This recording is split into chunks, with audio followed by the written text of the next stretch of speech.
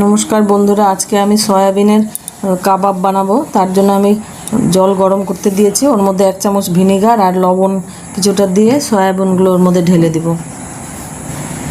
সয়াবিনগুলো ভালো করে সিদ্ধ করে নিয়ে একদম ভিনিগারটা দেওয়ার জন্য ওটা সফট হয়ে একদম ফুলে ফুলে যায়, বেশি করে ফুলে গেছে। এবার একটা কাপড়ের মধ্যে সয়াবিনটা আমি ঢেলে নিব। যতটুকু জল আছে ওটা কাপড়টা চিপে একদম রস পুরা জল বের করে নেব। 2টা পেঁয়াজ আমি গ্রেট করে নিয়েছি, ওটাকেও কাপড়ের টুকরার মধ্যে নিয়ে পেঁয়াজের একদম রসটা পুরো বের করে দিব চিপে চিপে।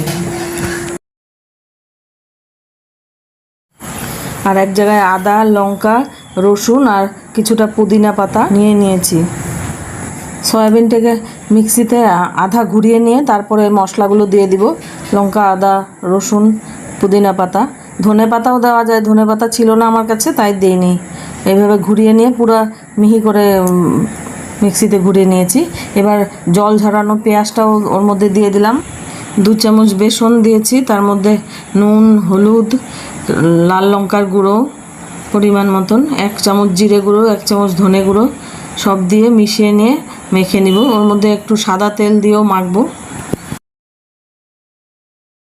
লাগিয়ে একটা পেন্সিল নিয়েছি, পেন্সিলটার মধ্যে আমি এভাবে করে দিব,